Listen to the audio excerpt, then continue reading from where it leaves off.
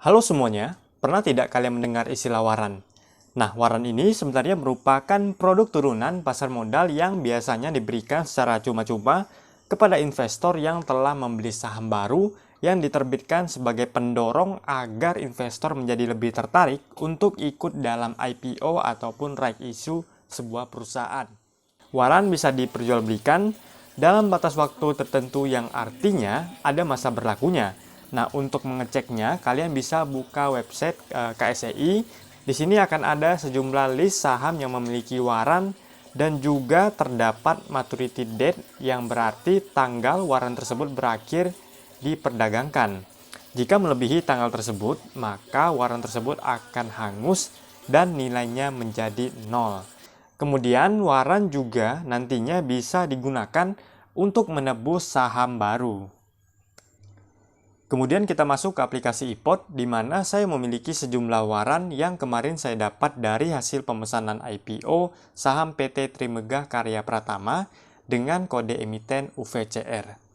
Dari hasil IPO kemarin, saya mendapatkan penjatahan sebanyak 49 lembar saham UVCR dengan ketentuan untuk setiap pemegang 2 lembar saham akan diberikan 1 waran.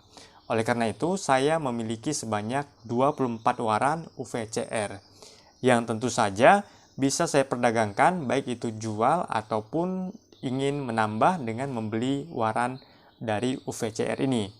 Nah, untuk caranya sebenarnya sama saja seperti kita bertransaksi jual ataupun beli saham di aplikasi iPod.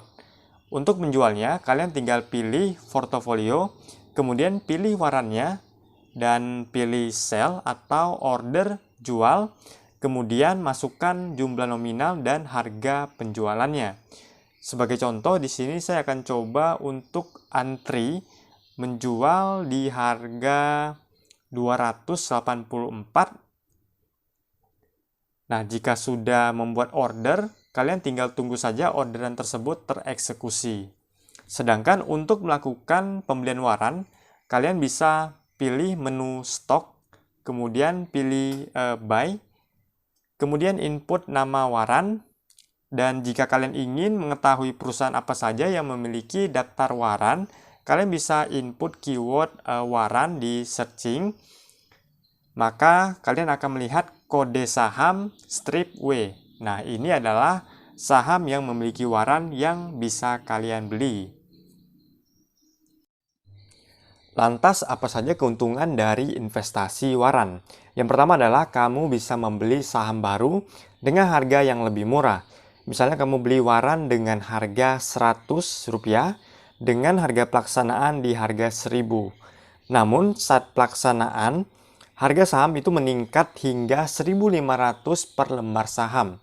Maka total pembelian yang harus kamu lakukan adalah 100 ditambah 1000, yaitu 1100 per lembar saham.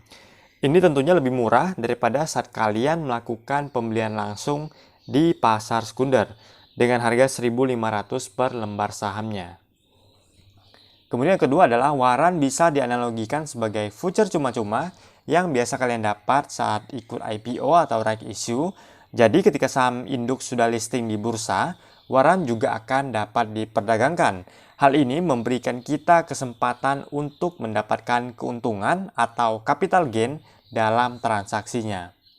Selain memberikan keuntungan, waran juga memiliki resiko yang harus kalian pahami sebagai investor. Yang pertama adalah harga saham itu bisa jatuh di bawah harga pelaksanaan. Kita sebagai contoh sebelumnya, di mana kamu beli waran dengan harga Rp100 dengan harga pelaksanaan 1000, namun saat pelaksanaan harga saham tersebut justru malah turun ke 500 per lembar saham. Jika begini kasusnya, kamu punya dua skenario. Yang pertama adalah kamu akan mengalami kerugian 100 per lembar saham jika saham tersebut tidak kamu tebus hingga maturity date, atau saham tersebut akan hangus dan nilainya menjadi 0 karena sudah lewat dari tanggal maturity date. Atau kamu akan melakukan penembusan waran dengan harga 1000 per lembar, maka total dana yang harus dikeluarkan adalah 1100 dan kamu akan mengalami kerugian itu sebanyak 600 per lembar saham. Karena harga yang kamu tebus adalah 1100, Sedangkan harga saham di market itu hanya 500 per lembar saham. Jadi 1100 dikurang 500, maka dapatlah hasil 600.